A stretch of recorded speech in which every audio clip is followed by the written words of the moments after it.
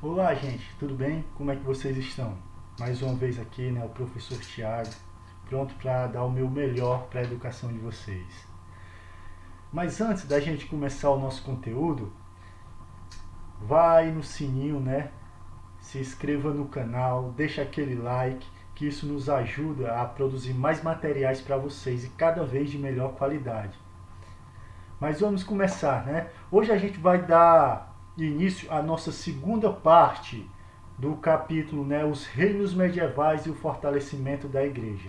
Bem, nesse momento a gente vai observar, estudar um pouco da igreja e sua influência nesse período medieval. A gente vai observar a igreja no início do século XI, como era, como ela se tornou, vamos dizer, a igreja poderosa que ela é hoje. A gente inclusive viu no capítulo passado os acordos políticos com a realeza que garantiu a sobrevivência inclusive da igreja. E hoje a gente vai observar como a igreja, no aspecto social e político dela, nesse período.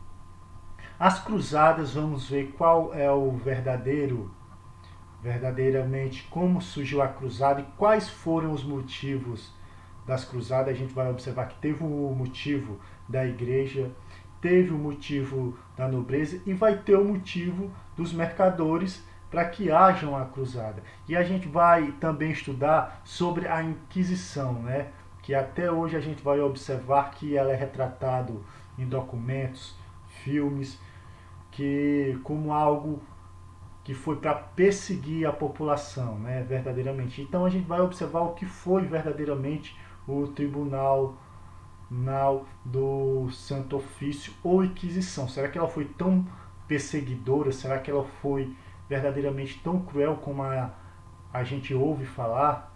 Então vamos lá, gente. Vamos colocar nossa mão da massa e começar.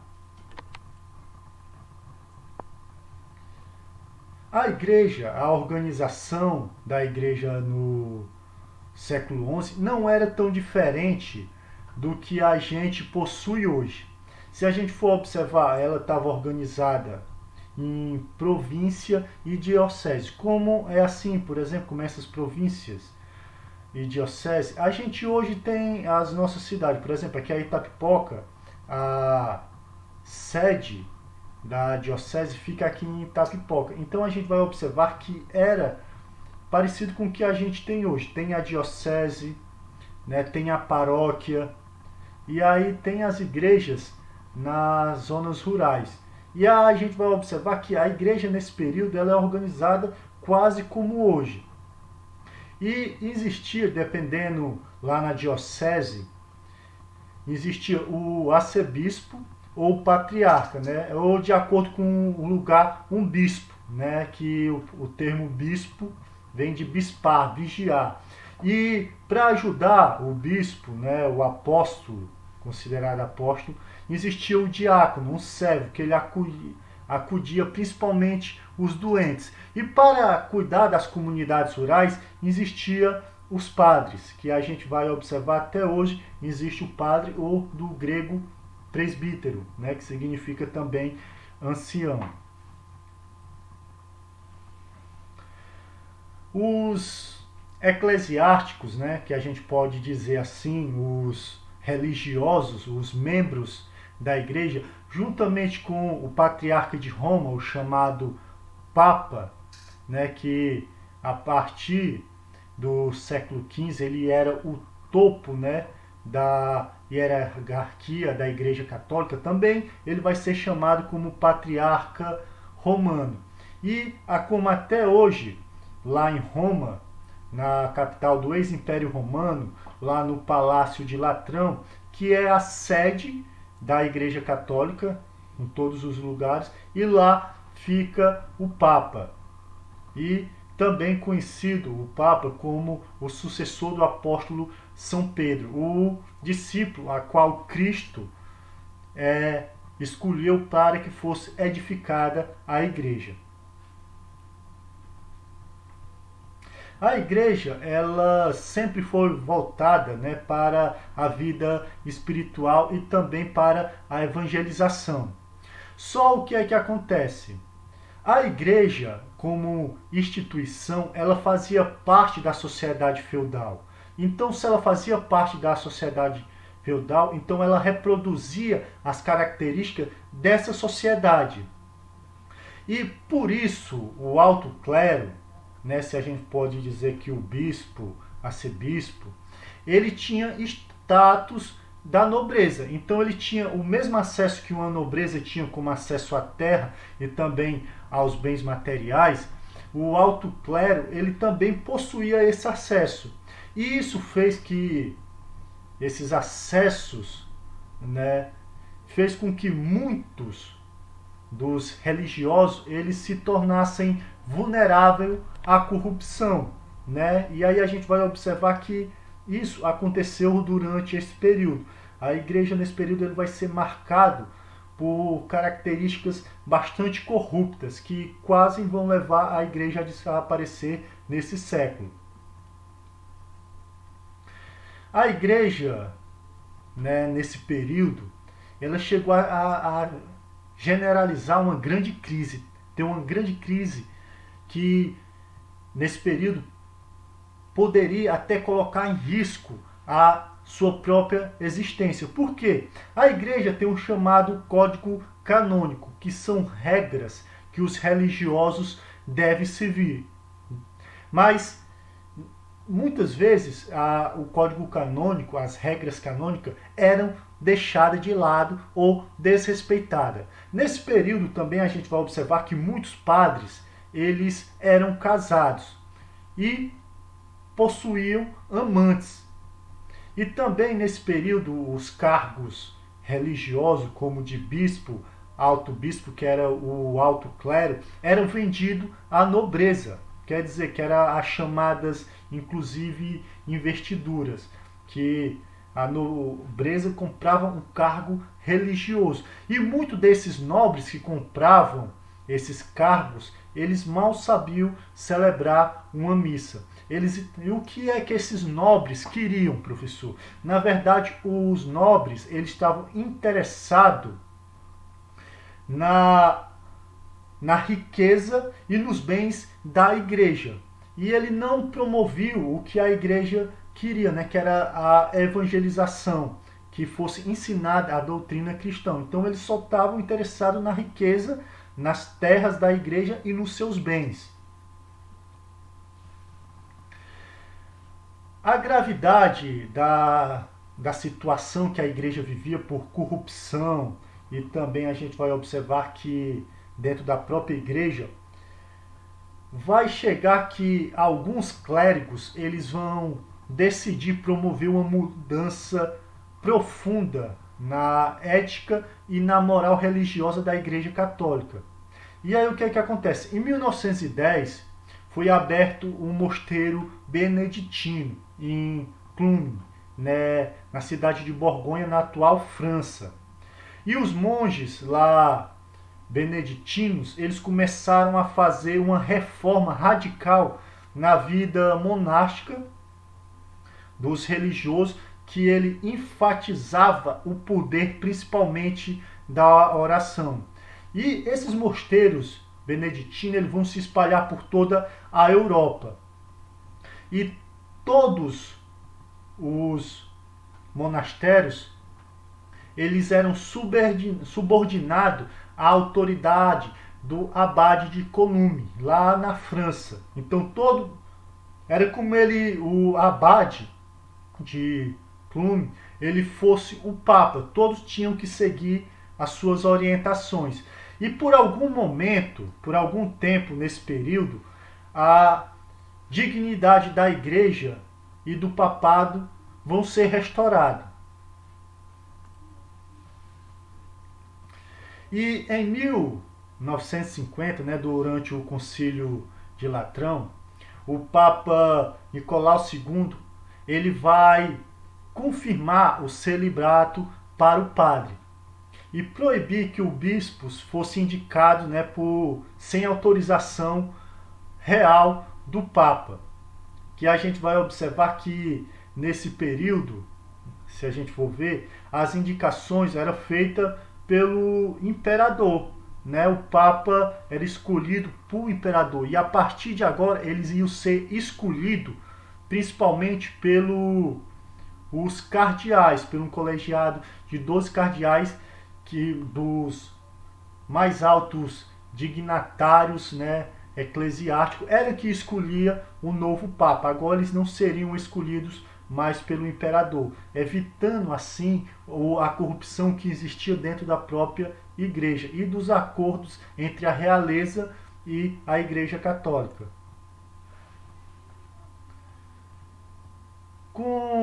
A gente vai observar nesse período da criação, né, do poder da igreja, ele vai ocorrer em 1075, né, quando o Papa Gregório VII ele vai publicar uma bula a qual afirma o direito papal de derrubar imperadores e a infinabilidade da Santa Sé, quer dizer que a igreja não erra, né? E aí ele vai dar também a excomunhão para todos aqueles que desobedecer à igreja. E aí a gente vai observar que nesse período a igreja ela tem um poder temporal e tem um poder ideológico, né? Que a gente vai observar que a igreja vai utilizar muito bem isso para que deixar verdadeiramente a sociedade sobre o seu controle. Também nesse período vai acontecer o chamado cruzada. As cruzadas é porque os cavaleiros nesse período ele usavam uma cruz na sua roupa, no seu escudo, como demonstra na imagem aí à direita. As cruzadas tiveram início em 1095, né, com o Papa Urbano II, ele convoca, né, os cristãos, né, a arrancar das mãos de uma raça malvada, né, que são os muçulmanos, as terras que são de origem, vamos dizer que ele vai dizer assim, que são santas, né, que devem libertar os lugares santos, né, e para quem for lutar, ele promove a salvação da alma, né, para quem fosse lutar nessa luta, a alma estaria salva.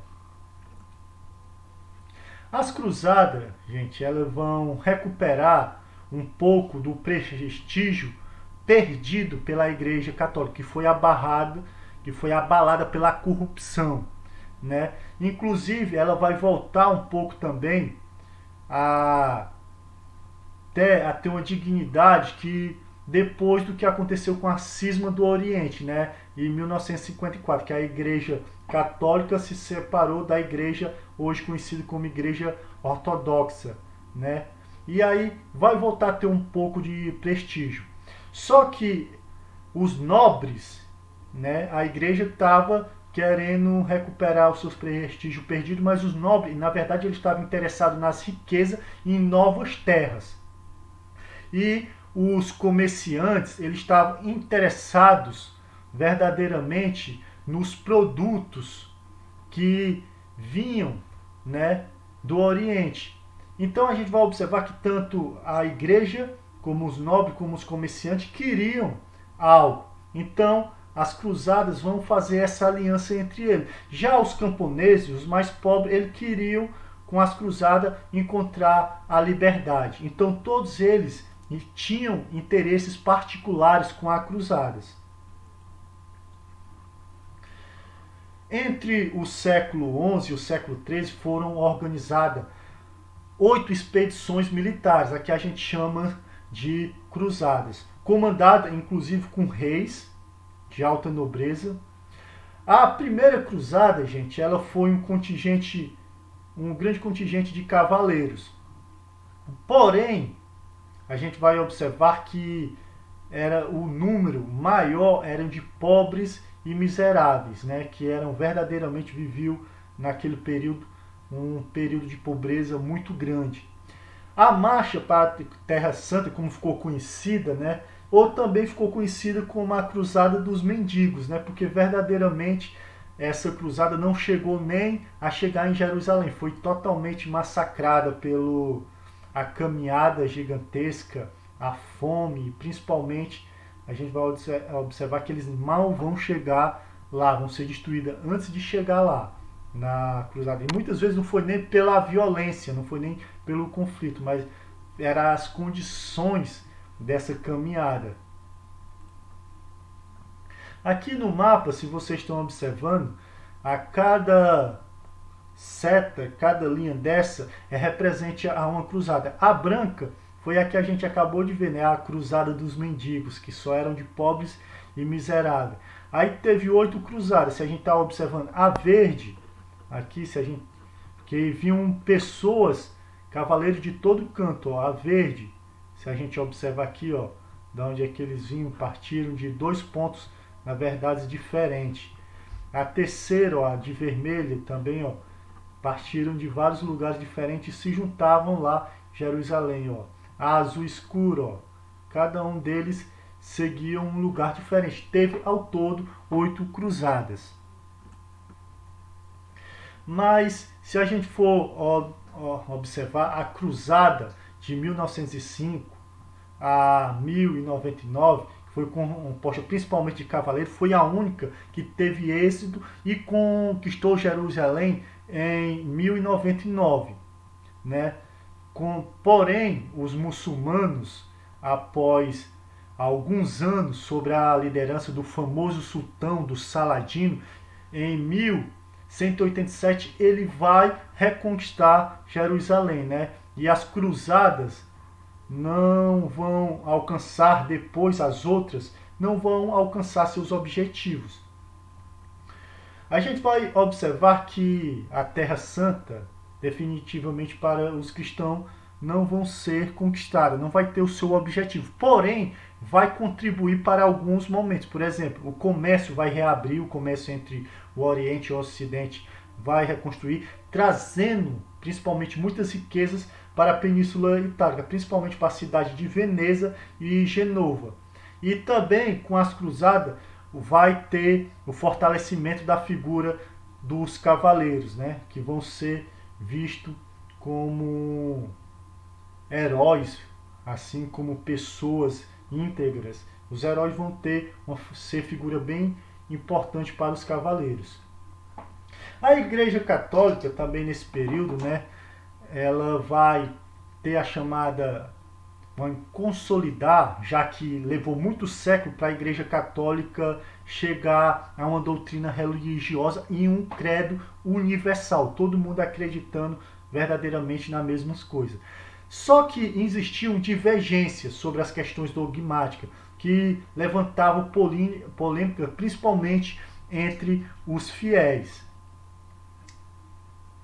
Essas dúvidas que eram levantadas sobre os dogmas foram consideradas a partir do século XII como heresias. O que era isso? Que não eram verdades. Os dogmas eram verdades da fé e heresias eram questões que causavam dúvidas.